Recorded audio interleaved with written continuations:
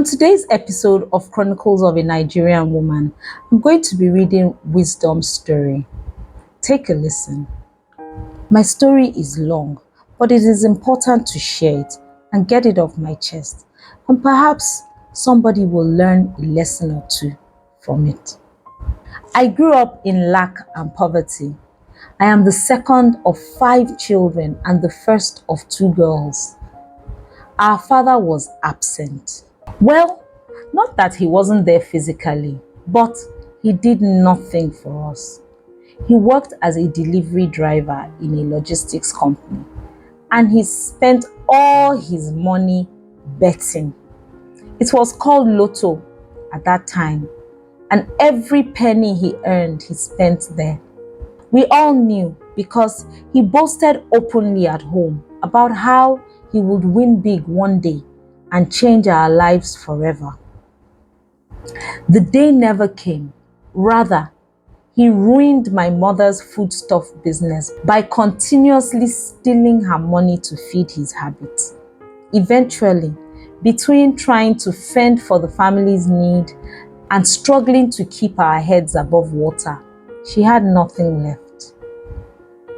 Even in the slum where we grew up, we were objects of constant ridicule because my father shamelessly begged for food from people around and also borrowed money which he never paid back. There was always commotion of some sort in our house when creditors came to collect from my father. We attended the run-down government schools around us, and even though it was hard to concentrate on academics because of hunger and constant domestic distractions, I knew I wanted a better life for myself, and so I gave it my best shot. Even at that, my academic performance was very average, but I still had big dreams in my head. I was 18 and just out of secondary school when I met Madame Juliet at a salon just outside our slum, where I went to watch and learn to make hair in exchange for cleaning and doing other menial jobs for them.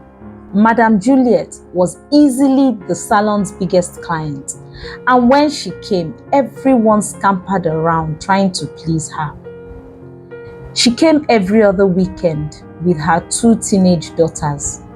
I think it was in my 2nd month there and my 3rd time of meeting her or so that I caught her attention, and she asked the salon owner, Auntie Christy, about me.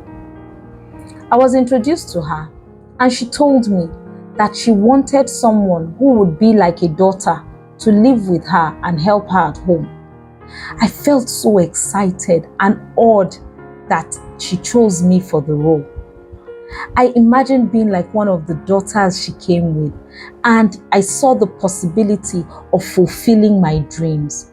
She told me to tell my parents, and she gave me money and her number to call her to let her know my decision. After she left, Auntie Christy, who owned the salon, called me aside and told me to think well about it and be careful.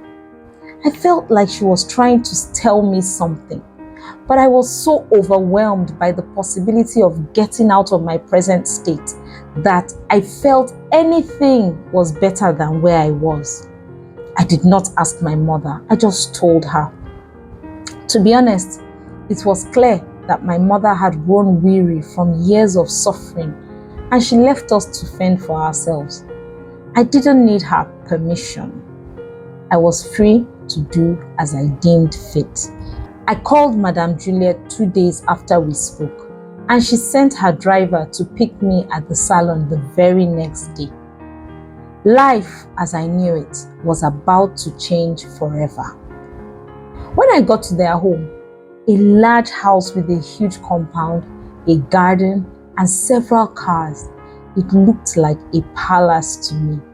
The only place where I had seen such opulence was on the set of the Nigerian movies I got to watch sometimes. My mind could not conceive that real people lived like that. My heart beat hard with anticipation as I imagined what it would be like to live like the people in the movies.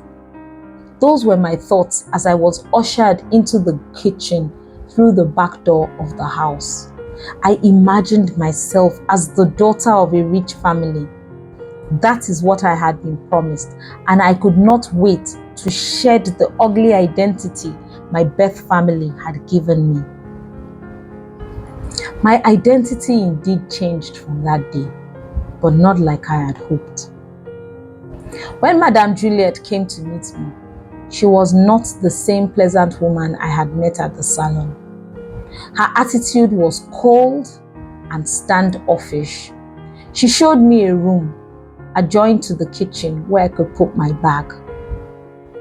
The room was dark and there was no mattress or window. That would become my home throughout my stay. She gave me an old cloth to lay on the floor to sleep. There was a tap just outside the kitchen where I would bathe in the mornings in the open compound. She advised that I did so as early as 5 a.m. so that the drivers and security guards would not see me. As she spoke, any illusions I had of grandeur were quickly doused.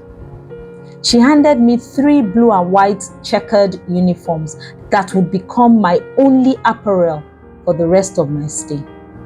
The next day, my hair was shaved just above bald by a local malam who was invited to do so at the house. This became a monthly routine. I was not allowed to wear any form of jewelry or makeup. The lip gloss and powder I brought were collected and thrashed. All the clothes I brought, which were worn out anyway, were also collected and burned in my presence by one of the security guards on Madame Juliet's instruction. I knew immediately that I was in for a very hard time. I spent 12 years in that home, and I was not allowed to go anywhere except with Madame or the entire family. The only clothes I wore throughout those years were the formless uniforms she made for me, which she changed once a year. She bought my toiletries every month, and at each point, I had 2 pairs of slippers. 1 pair of bathroom slippers I wore at home, and 1 pair of rubber slippers to wear out. My meals were portioned out daily, and I had no way of connecting with anyone outside the home. But the worst part was that I was not paid a salary or any remuneration the entire time. She told me when I first arrived that I would start learning a trade once she was satisfied with my work, but that day never came. I cooked, cleaned, washed, and served Madame, her husband, and their 2 daughters for 12 years without any reward. I lost contact with my family and everyone I knew, even though they were not far away from me. Madame Juliet's family hired uniformed security guards and drivers through a company, and they changed them every 6 months, so I was never able to form any alliance with anybody before they left. Moreover, I was officially not allowed to speak with any of them, and I was the only female employee they had throughout my stay there. The few times I summoned the courage to ask her about the training I was promised, Madame would tell me about my work not being satisfactory and proceed to point out how selfish I was and how I only thought about myself and the benefits I could get without wanting to give my best. Eventually, I stopped asking. I never raised the issue of visiting my family because I was too scared. I was never hit or beaten, but I was intimidated by their words, and even though I wasn't completely treated badly, I was always on the fringes.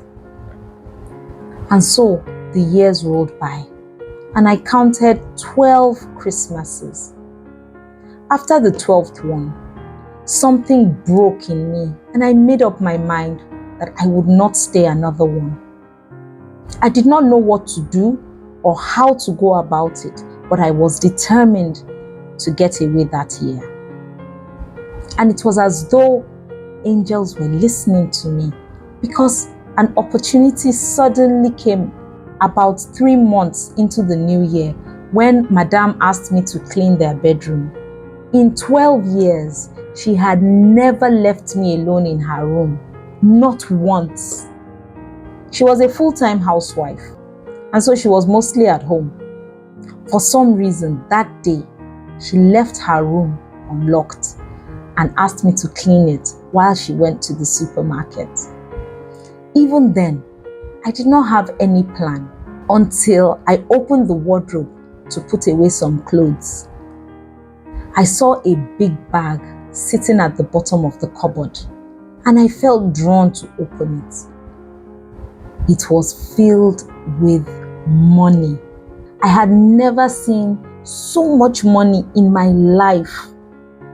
There were brand new notes in different denominations, from 200 naira to the newly released 1000 naira notes. I took 2 packs of 500 naira notes. I thought of taking more, but I didn't want to raise any suspicions. I could not bring myself to take the 1000 naira notes because I felt it was too much for me. Even 100,000 naira was much more money than I had ever handled in my entire life. I stuffed the money into my bra, hurriedly finished up the cleaning, and left the room. I still did not know how I would escape, but my hopes were raised now that I had money. It was a Wednesday, and I spent the next few days fantasizing about my getaway while trying to be as normal as possible and praying that the missing money would not be noticed. At some point, it occurred to me that Sunday would be my best bet. When we went to church, I always sat at the back, not far from the door of the church, conspicuous in my blue checkered uniform, while the family sat towards the front. That Sunday, before going to church, I removed the money from the bundles and folded different amounts into nylon bags and then stuffed them in different parts of my underwear, up and down. I was never allowed to carry a bag of any sort, so it was not even an option. During the service, I sneaked out of the church. Well, I just walked out really, because nobody asked me any questions. Once I was past the gate and turned out of sight of anyone in the church, I ran. Faster than I thought I could, I ran, and I kept running until I was tired. I did not care that people would wonder what was chasing me. I just needed to get as far away as possible.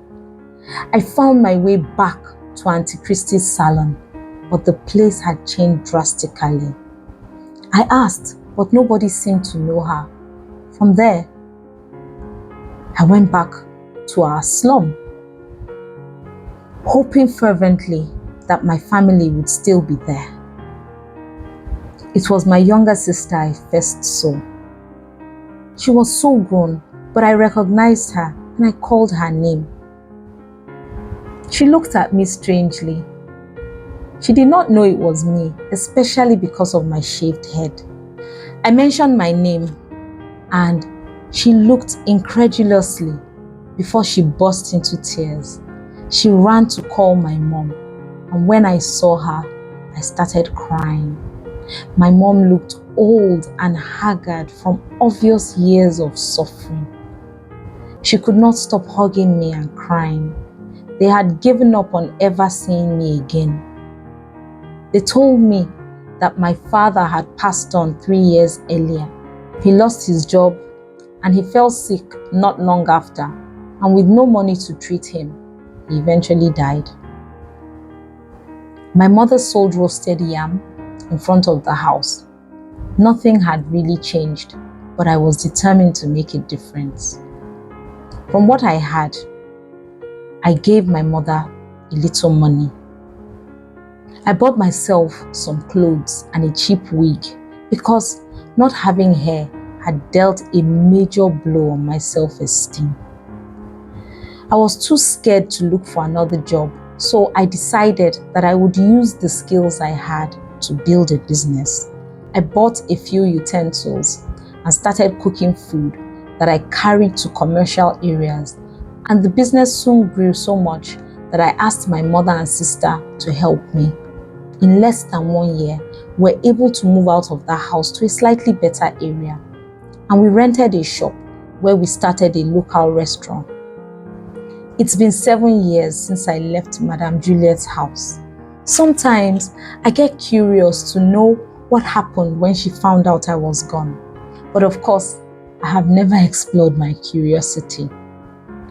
I keep her as a distant memory in my mind.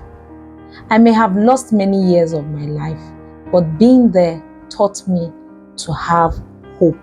And the cooking skills I have today came from all my years of cooking for that family on a daily basis. I could barely cook when I got there, but she trained me to cook to her high standards, and today I'm able to use it to better my life. I guess I still learned a trade at the end. Sometime last year, I met someone who is coming with his family to meet my mother and my siblings next month, and we will get married before the end of the year. I get angry sometimes, but I believe God has compensated me well, so I've decided to leave everything to Him. Maybe one day I will go to Madame Juliet's house again, just to let her know that I am doing well in spite of everything she did to me. What are your thoughts about Wisdom's experience? Please share in the comments below. Like this video, share it with somebody who will find it interesting, and definitely subscribe to my channel. Would you like to join a vibrant community of women where we encourage one another, share teachings, ask questions, and do other interesting stuff that can help you grow as a woman? Click the link in the description below to join the Valiant Women's Network. Till I come your way again. Ciao!